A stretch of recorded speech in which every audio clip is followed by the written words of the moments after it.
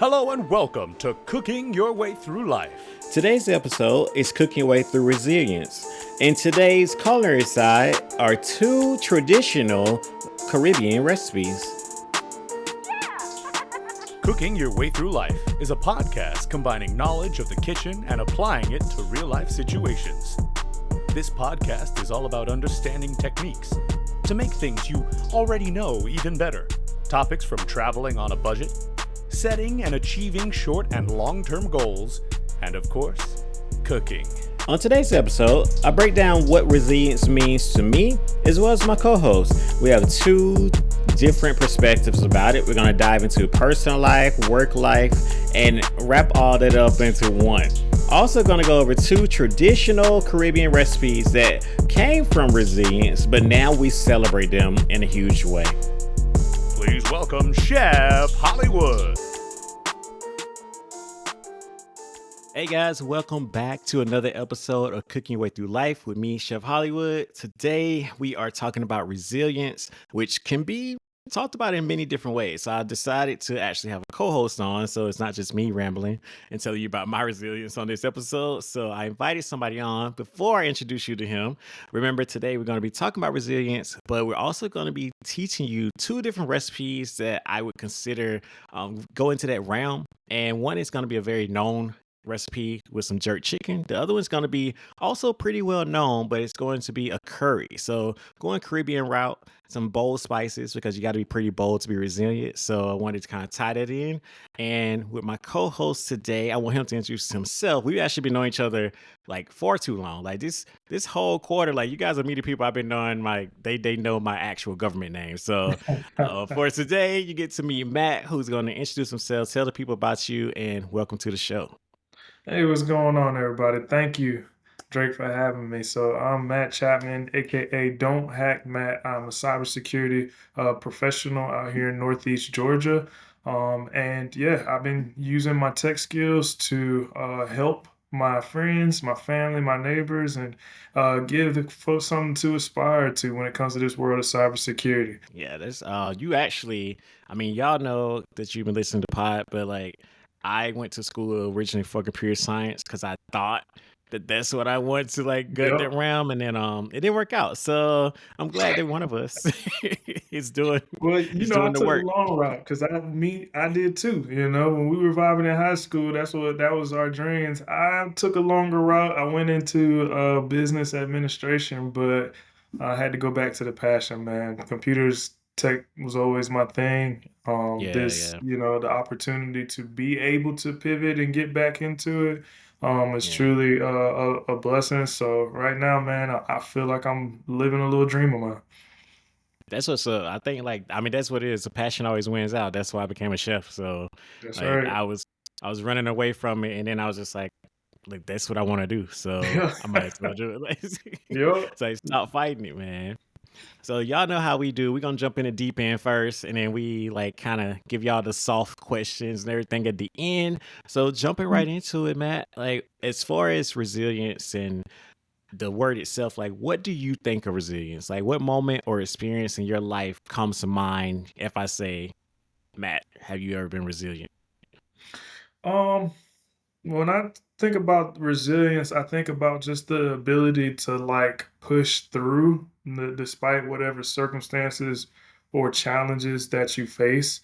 Many times those involve situations that aren't necessarily in your control, but sometimes it might be the consequences of something you did. And either way, now you're in a position where you kind of gotta push through. When I think about that, it comes to my mind has always been like job hunting, I guess.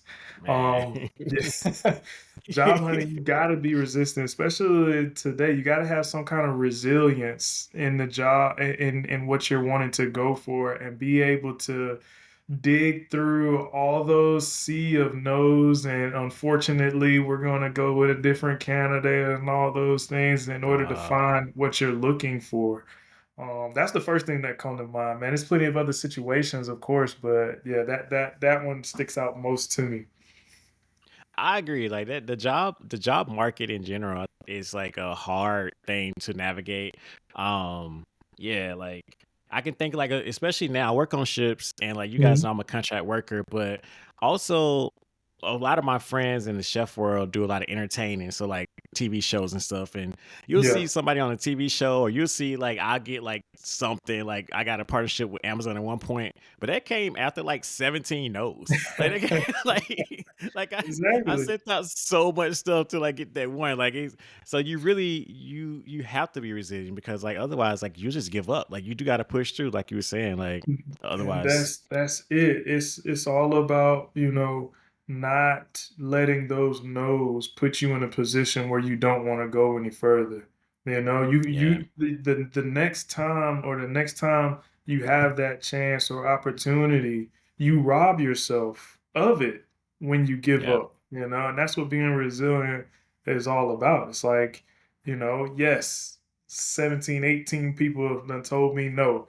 I was in a position where, I was learning about cybersecurity. I wasn't exactly in it yet, hmm, but I felt like I was comfortable enough to go to my then current employer and be like, listen, if there's any opportunities, for like a entry level cybersecurity role, can I get into it? My own job was like, you don't have enough experience, so we can't hire you.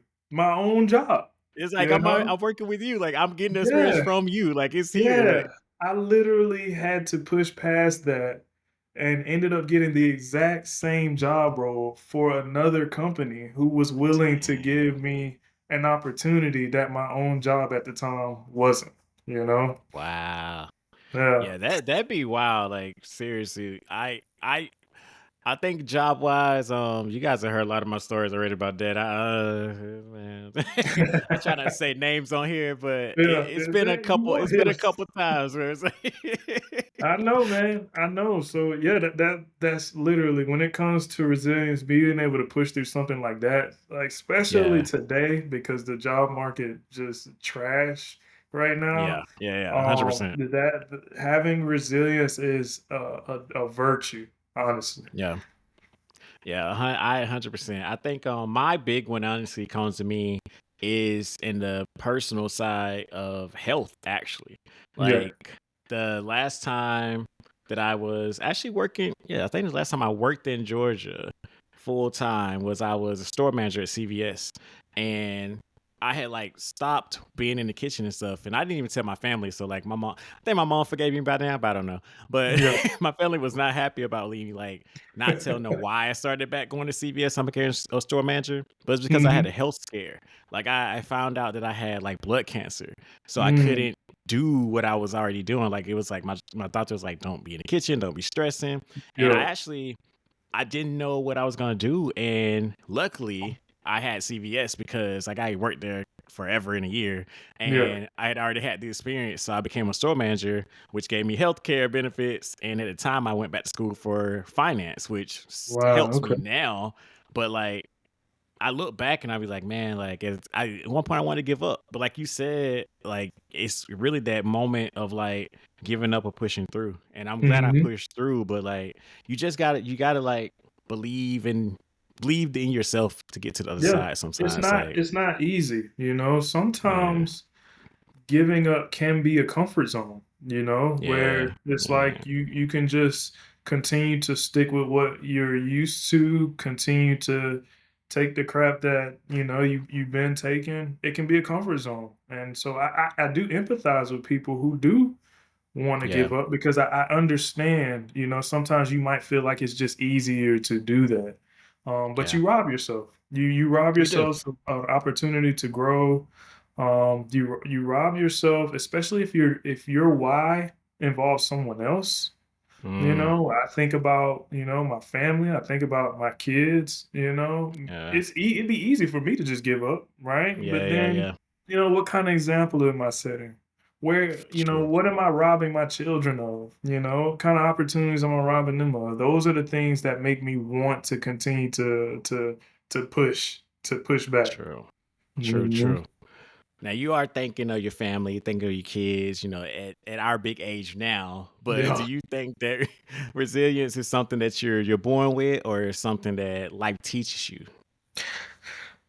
That's a great question. I honestly feel like you, in some sense, are born with it. You know, Mhm. I think of babies. You know, as soon as they're born, they have this almost instinctual pervasiveness, to want to live, to want to be fed, to want to be given attention. And, a healthy baby is not going to stop. If you're not giving it attention or if you're not feeding it, they're not going to stop Yeah. until they get that. So I think from birth, it's almost in us to continue to pursue something that, we want and or need. I almost think giving up is a learned behavior. Mm. I would go so Yeah. far as to say that resilience is in you. To be able Yeah. to push through despite your circumstances. Yeah, I think you're born with it. I see what you said. I will say, side note, and not you, but my some of my friends that got kids out there that I've Mhm. had the opportunity of babysitting. I don't know. I don't know if their kids are born trying to live because they be put themselves in a lot of situations, and I be like, oh, Yeah. Well, I so guarantee you those situations that they put themselves in, they were resilient to all they what were. their parents been telling them not to do. Yeah, they Oh yeah. indestructible. I'll say that. It's Yes. like For Jesus. sure. For sure. But I Resilience definitely involves it being is somewhat indestructible. You can't break indestructible. my spirit. Okay, I with you there. A lot of y'all kids are indestructible and resilient. That's I it, do man. I will piggyback on what you said though of it being a learned behavior to give up or like to quit though, because I do feel that way. Like I do feel like a lot of the stuff that we say, like giving up and all like even I go as far as like like racism, a lot of the stuff Mhm. that's bad is like learned because you don't Yeah, come out just being that way. Like we that's right. teach these things and it carries on because yeah, like if you think about it when you are a kid, like you nothing stops you. I remember being younger and like I fall down or I lose something, I just keep going. But then Mhm. it's like the older you get, it's just like, oh, I lost that job. Like, man, anybody else gonna hire me? Like you start feeling sorry for yourself. But Yeah. as a kid, you just keep on going. It's just like on to the next, on to the next. So Mhm. yeah, I do kind of feel Yeah, that way. for sure. Yeah, I think I'll jump on there. I said you definitely born with it. I do. What I will say though, I do think that some situations as you get older strengthens your resilience because I feel like now I'm able to. It's kind of like being X-Men. Like I'm able to hone and like actually use it Mhm. a little bit better now, and not Mhm. just like widely use it. Like I know how to like actually use it in certain situations more. Like I Oh, feel for like sure. I think it's like a muscle, I guess. You know what I yeah, mean? yeah, The more you're able to, the more you decide to push through, the more you decide to be resilient. I think gradually there's a toughness that comes with that, where you don't stop. yeah. But for me, like I said, going back to cybersecurity, I was filling out 10, 12, 20 applications every day, and in a lot of cases was getting the same answer. Mm, But instead of, I think the first couple times there was like a sense of disappointment, especially when I yeah, look back at all the work that I put in to be able to be in this position to submit this application. And then, after that kind of wore off, it was like you see a no, it's like, oh, cool, that they missing out. Oh, yeah, all right, they passed on me. They passed on me. Maybe this person might have gave me some feedback. I can take that and build, for the next one. It's almost like a muscle. yeah, I get enough no's, I get enough feedback. I'm going to persist. I'm going to yeah. come back better. I'm going to come back stronger, but I'm not going to stop. I'm not going to stop. Facts. Facts. That leads us into our first segment of the cooking, guys, because honestly, I wanted to talk about the Caribbean and jerk and everything because if you're not familiar, all well, pretty much 95% of the recipes that you'll get from the Caribbean area is built through resilience. Like it was built out of necessity. It was built out of the fact of like you got to use what you know. And jerk chicken is like at the top of that list. And before I get attacked, like first of all, like my family is Trini, so I'm Trinidad. I'm speaking from the Caribbean side, but I know how y'all get out there. So like, this is one method of making jerk chicken. I'm not saying your grandmother's jerk chicken is made like this. I know how that goes. Disclaimer. Uh, Yeah. Disclaimer. You got to put disclaimers. Like people be That's really it. upset. I understand though. I'm very cautious when speaking of something very cultural. But I'm just talking about the basis here of everybody anyway. So I wanted to start with jerk chicken, like talking about fire and focus and understanding like the resilience of jerk chicken starts in the marinade, guys. Like, so the whole idea is that you are marinating all this flavor into something as simple as chicken. And the marinade itself needs time.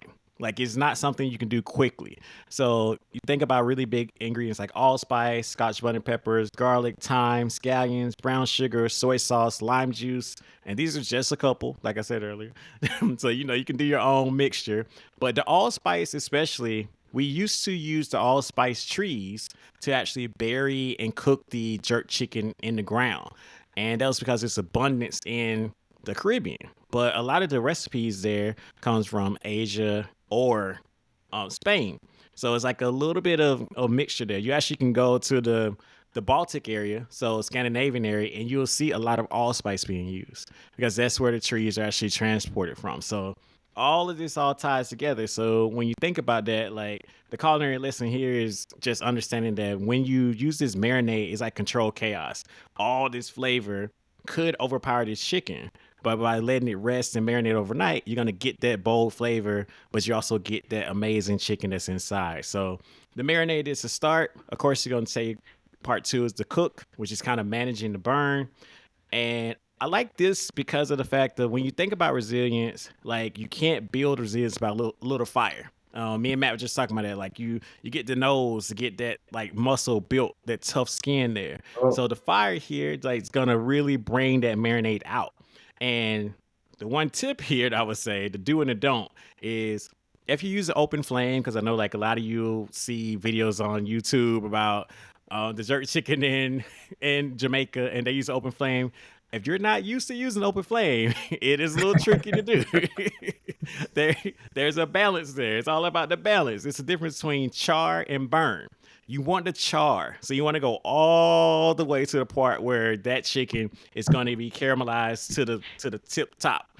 But once it gets burnt, that's all you're going to taste. So you want to make sure that you're charring it but not burning it. And this also goes into something that y'all don't hear me say a lot, which is you can turn multiple times, especially using open flames. You have to kind of gauge the flame. It's never going to be the same. Your flame is a little higher. You got to control the burn. But if you're cooking in the oven, it's going to give you consistent heat all around. So it's a little bit more easy to do. But I do recommend getting that char because that's where the flavor really comes from for me. And yeah, the trick here is just maintaining your fire, knowing when to base, when to turn, and when to take it off. And that'll be your jerk chicken. See, I didn't step on nobody's toes. Just giving y'all the information about making jerk chicken, the reason why. Just try to get a little 1-2 there.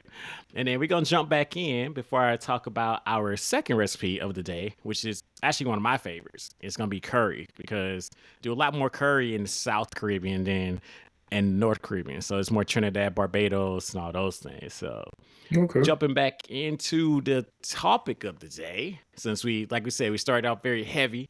We're gonna give you guys a little bit more ease here. I won't keep hitting Matt with the hard questions out here. I want to ask you about like what helps you stay grounded when life keeps throwing challenges your way.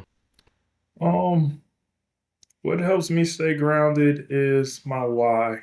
And my why is, I feel like what I do sets a good example. Hmm. That's one of my whys. I do it because I know, my family, my kids, look up to me in some aspects. So that motivates me to continue to keep going. Um, that's one of my biggest. that's one of the biggest things that keeps me focused, and it keeps me from not letting the little distractions or the little obstacles, and I say little, some might be bigger, but if my focus is on a certain thing, it's easier to try to get past it when you know that there's something good ahead. Yeah, And yeah, for me, that hope of obtaining what I wish for or what I want, is really what makes me keep going. I remember I was never really that great at like social studies and stuff. That wasn't my thing. I like math. yeah. I wasn't great at science, but I like science. But I always remember like my mom would be like, "Yeah, if you get straight A's, we're gonna take you to Six Flags." You know? Boom, straight A's coming. Yeah. Well, I'm Go ahead, you saying go. social studies was still a struggle, right? It Yeah, still presented challenges, but now I had a purpose. I had a yeah, reason why I yeah, was going to persist. I had a reason why I was going to continue to do good. It's the same with life, man. I get yeah, joy when I see my kids growing up happy and healthy. I'm especially honored when I hear like, my son wanting to learn tech or tell his teachers that he wants to take on like a career path similar to mine. It makes me feel like I'm doing something right. yeah. And when you have that feeling that you're doing something right, even when the challenges come, you continue to do it because you know that you're doing the right thing. So Yeah. knowing that you're on the right path, surrounding yourself with positive people who are going to continue to encourage you to do the right thing and continue to help you to see that in yourself is Mhm. going to make it easy to get past those challenges. Yeah, I like that. Mine's similar a little bit. I definitely feel like what keeps me grounded for sure is my tribe, like my Mhm, core group of people around me. Like, no matter what happens, like I feel like they just keep me in a good space. mhm, But also similar to like your why is I have to make small goals for myself because yeah, if I don't have like I'm the same way like I for a moment I was a financial advisor and I can help you save for your dreams. I can help you do all this stuff, but like for yeah, myself I can't save unless I actually have something to save for. Like I even if it's mhm. fake, I have to like fake that I need to save for this certain I know thing or what you I'm not mean. saving money. Like I have to I give it know that what you way. mean. And like that keeps me grounded because I'm always just like I'm working towards something. So like kind of like going to Six Flags. Like I'm working towards it and I know what I need Yes, to do sir. to get there. And it definitely helps me stay grounded. I would say too, you touched on stuff you weren't good at and then you still like did it. You know what's so funny? I recently, like in the past 6 months, I got a new job, and my boss, we was at dinner, and I kid you not, I brought you up because she was asking about like what in your life did you not think you were good at that actually you excelled in it in a way that you don't even think about is helping you today. And I was like, that's Mhm. such a like weird question, but for me is when we did academic decathlon in high school, I Oh, had yeah. no idea about public Bro, speaking. Like public bro, me speaking was just like neither. outside of my whole thing, but I realized then that like I was like, "Oh, shit, I'm actually like this." But like I Yeah, never I you didn't were even like good. I didn't even pursue it then. I just like I kept like having it kept like showing up in different ways. Like in college again it happened. Yeah. Dude, I And felt like out of that tournament, we, like, placed, we like, in that did. We did tournament really good. Like for the public speaking part, man, which was crazy because, like you said, that wasn't something we were doing or no. you used to or nothing. Nah, it's like it came out left field. Like I look today and I'm just like everything that oh hold on, I'm sorry. No, I'm sorry. What we saying? For me, you know, what you were bringing up about not being good at something, Yeah. for decathlon, we definitely had a choice. For Yeah, yeah, parenthood, yeah. it was just kind of like, oh well, you got to get ready. Yeah, Yeah, that that's why I'm a that great first uncle because man, my first kid, I had no idea what I was doing, man. I didn't realize I didn't know how to change a diaper. I didn't know how to put a car seat in the right way. I remember, Alexis was telling me like, "You're not holding the baby right." I didn't even think Would you? about, yeah, Yeah, bro. It's a challenge, yeah. And And you're once right with that again, one. That's not a choice. So you had to do it, or like what yeah, else is like? It's no push through. Like you got to. got to do it. That's it. But I be hearing people say like, the first kid is like where you kind of make all your mistakes. Shout out to my mama. And then the Yeah, second kid is you just be like, all right, like I didn't kill the first one, so yeah. we gonna make Listen, we gonna make it. I try to tell Aiden, look, man, listen, you were raised by two people who ain't never had a kid. So, Yeah, yeah, yeah. Yeah, that it's true. was Like where's your like you get that you're the no first experience. step to doing this. Like this is your experience. Like Yeah, actually. exactly. Yeah. Exactly. So, yep, that's another there you go, bit of resilience I had to learn. And now Yeah, I'm four man. kids in. So, you Yeah, know, bro. I'm there now, Woo. I'm helping I'm reached unk status. Now Yeah.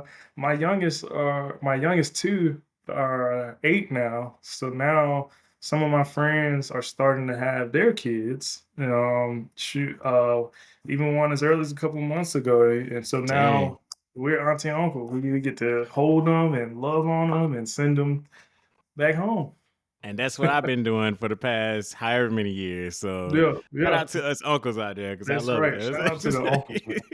I Shout out to the used to get uncles. about a 1 or 2 hours max, and then you gotta Yeah, get your kid back, bro. Like yeah, that. You yeah. No, gotta. listen, man. I feel at home, right at home when I'm with the kids now, because Yeah, you can yeah, send them as soon as you. Oh, you don't want to do yeah, it. There you go. You can go to your yeah. mama. It's cool.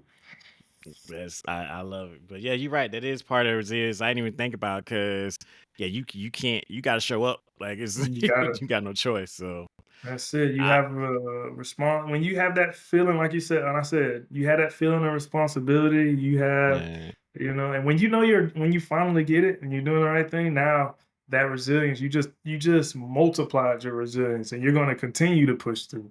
It's a muscle. yeah. Work it True. out. It is a muscle. I like you said that. Like I've been thinking about it the whole time. It is a muscle. You gotta keep strengthening it up. So Hmm. man. All right. So how do you balance being strong, talking about muscles here, for Yeah. others with taking care of yourself though? Especially as a father of four, husband. Yeah. Yeah. You find ways to decompress. You surround yourself with people who genuinely care.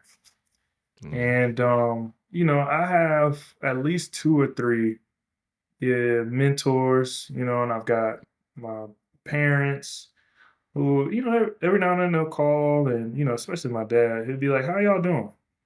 And yeah. I tell him, I give him the spiel. Everybody's good. We happy, we healthy. But then he'll be like, "Well, how are you doing?" Mm, And when you have somebody who understands that, you're the leader, or you're the person that's being looked up to, or you're the person that's having to hold it down, you matter too. yeah. Having that allows me to, first of all, connect with my dad, still on Yeah. a father son level.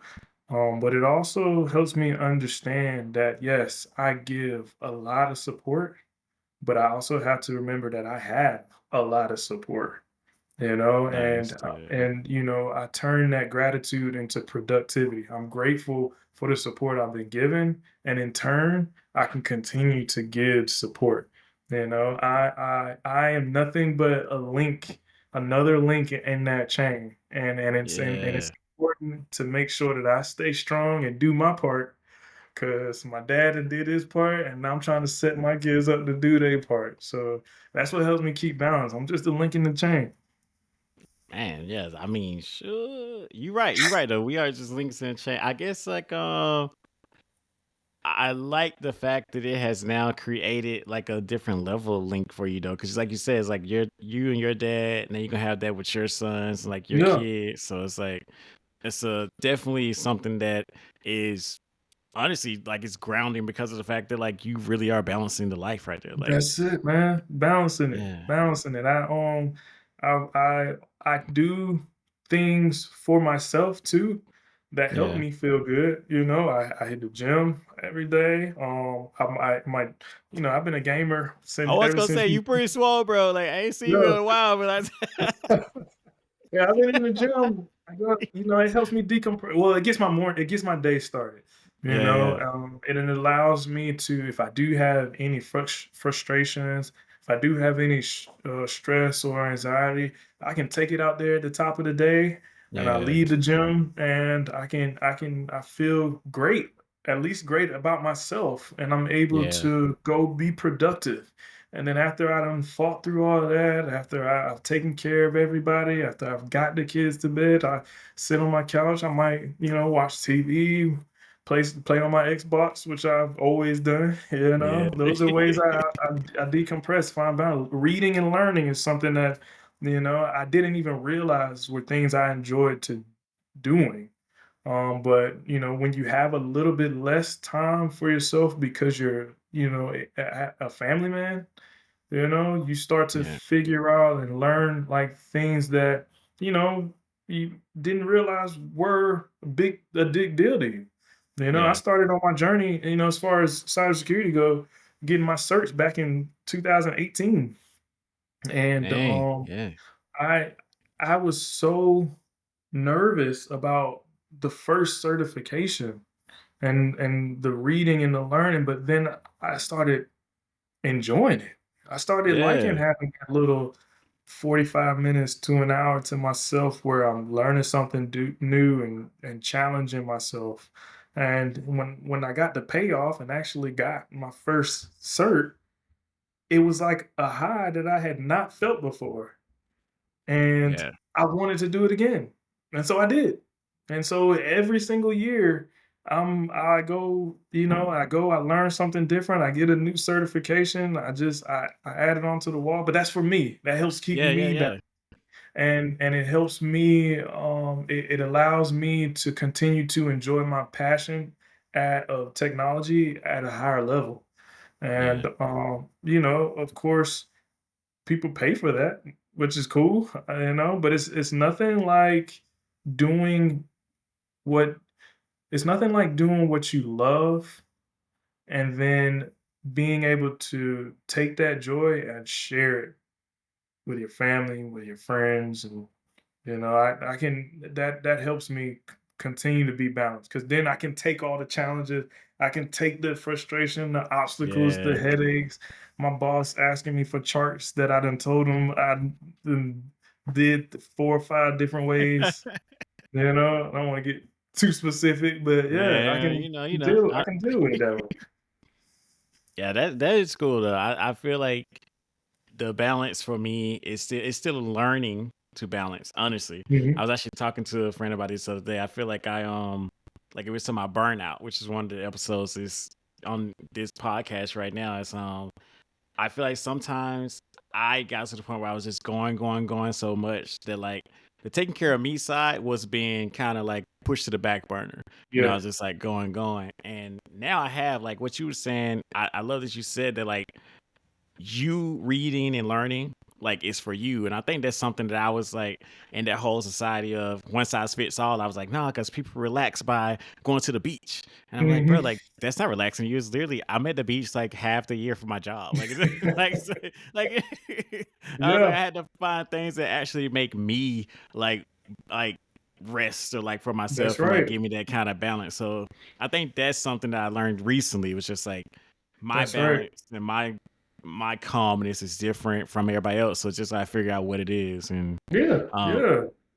so It can be honestly, easy part to fall into that idea that the way somebody else relaxes or, finds themselves is something we all should be doing, but that's yeah, that's not the case. I yeah, mean, I enjoy the beach, but yeah, if you ask me, and would you rather learn this or go here? My answer might be completely different than what other people, and that's okay. You Yeah, know, yeah. what makes you feel good? What rejuvenates you?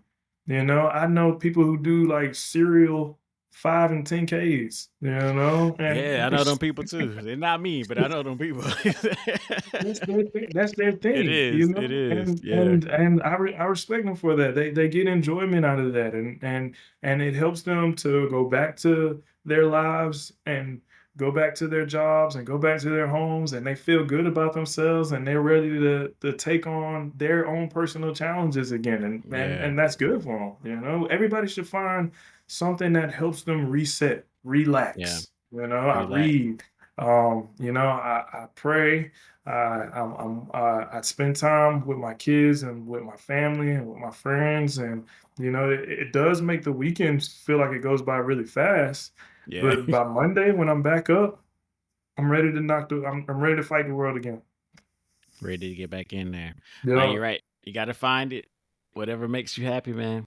that's All right. right, guys, we're gonna get back into the food side of things. Going into the second part here, we talked about jerk chicken, just like the idea of your marinades and stuff. I mean, I know that like jerk chicken is like one of the most popular dishes from the Caribbean, but honestly speaking, coconut curry or curry in general is like one of my favorite things. And the one reason I really love it is because of the fact that it's never the same. All right, so on the side of making this curry, I'll say like the first part is the base, guys. So it's building the flavor from the ground up. And the thing is with the curry outside of the jerk chicken, the resilience doesn't really come from the heat. Like sometimes it's kind of quiet and steady and it's like layered at a time. So I love teaching people how to make curry or talking about curry because it's like making a soup.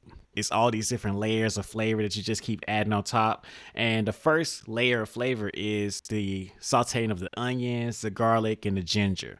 Like ginger is like to me what really brings out so much brightness in a curry. So just like getting those sauteed, getting those into what we like to call aromatics, but like I tell you guys over and over again, they're just ingredients until you start cooking them. So Mhm. until you can smell them, they're not aromatic. So you got to get them sweated down. You got to get the flavors coming out, the natural oils. And then this part as well is a little bit on the side of I'm just giving you a guideline. It's not all the curries out there, just more Caribbean side.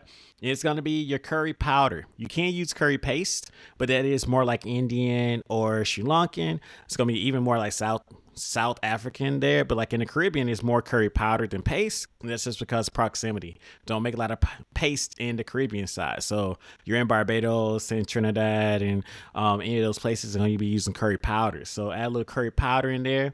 You also can make your own curry powders. I always tell you guys out there to make your own seasoning if you can. Like so much better. You kind of control your flavors when you add your own seasons in there. And then the key ingredient here is the coconut milk.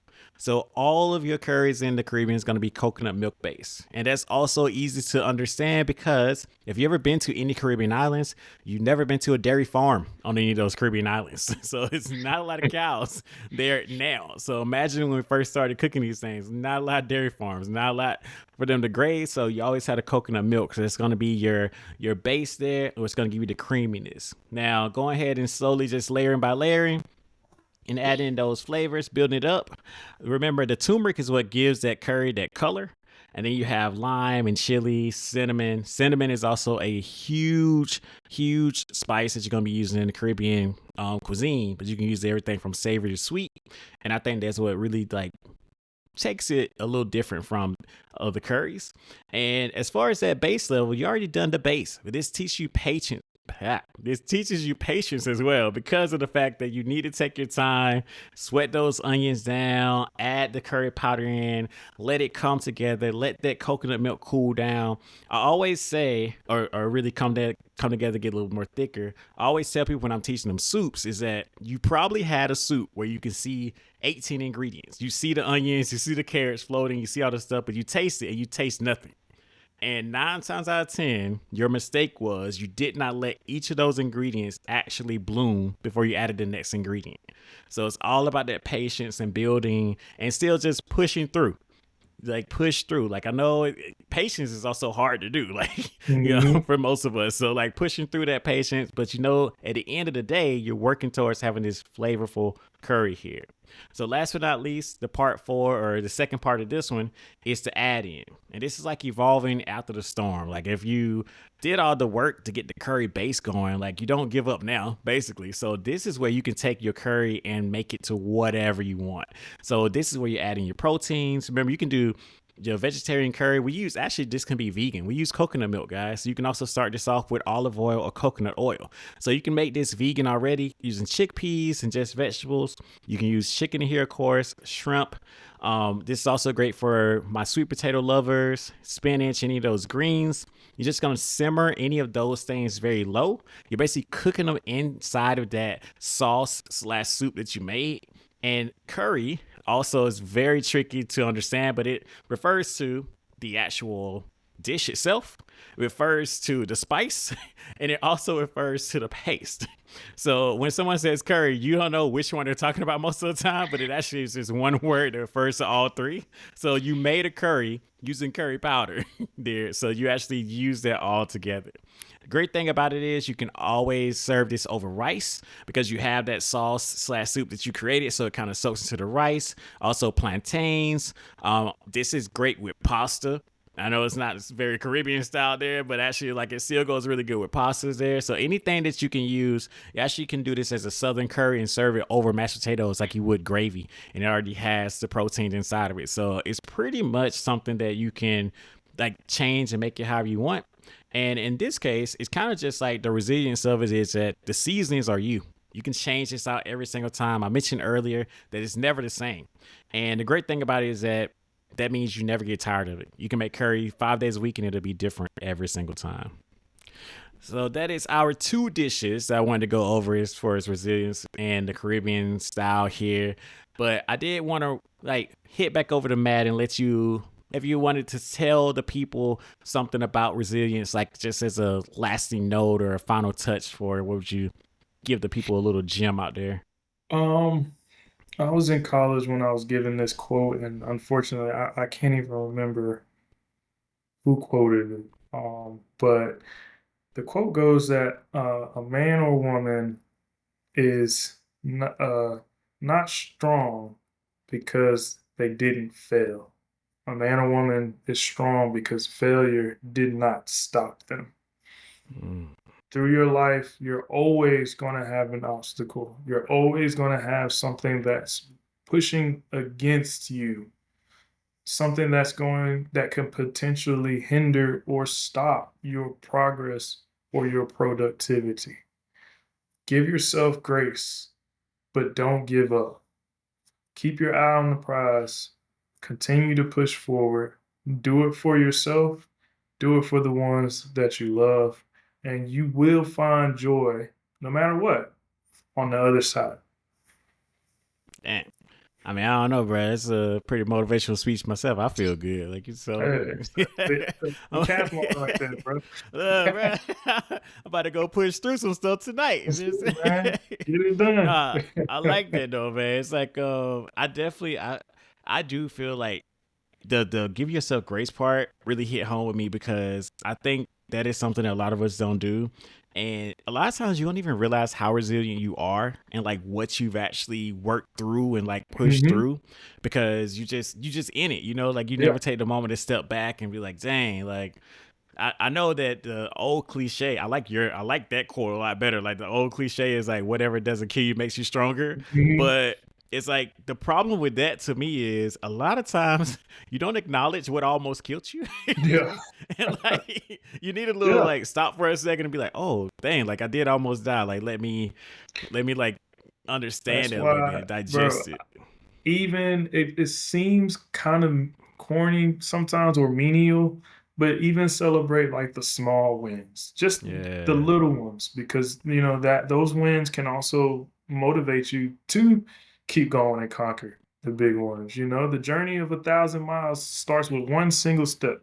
You got to take that step, you know, and no matter how small it is, you won't do the 1,000 miles until you take that one step. Celebrate the small wins. Facts. Well, I want to say thank you to Matt for joining me on this podcast. I definitely, hopefully you come back for some more episodes in the future. Before we get out of here, Oh Good. yeah, man. Before we got here, please tell the people where to find you again so they can look out for you. So you can find me on TikTok at Don't Hack Matt, DONTHACKMATT. I will be helping giving you the game on cybersecurity, keeping up with the latest topics and trends in that space. And if you have a passion for it, or if you want to learn more about it, I'm your guy. Come see me. Don't Hack Matt. Hey, shout out. I appreciate you. I appreciate all of you guys for listening as always. Don't forget that you can now download the theme song to the Cooking Way Through Life show on YouTube, on iTunes, and Spotify, everywhere. Never Fall, Cooking Way Through Life. That means you also can watch the show on YouTube, Cooking Way Through Life. That'll be dropping every Monday with new episodes of me actually cooking, because I know you guys like listen to me talk about food, but that way you can actually see me cook it. So that's on the YouTube channel. Also, this podcast, if you haven't been listening to it on YouTube, I put it on there as well. So it's like a one-stop shop over there. And don't forget, you can get the book Cooking Way Through Life at Amazon.com and BarnesandNoble.com. It's kind of like I said, the same title 3 times, so you can't say you forgot it. So yeah, it's pretty much what it is. So just type it in Google, and everything that comes up is me. So I appreciate y'all. That's As it. always, we'll see you next time. Thank you. All right, take care. Thank you for listening to Cooking Your Way Through Life with Chef Hollywood.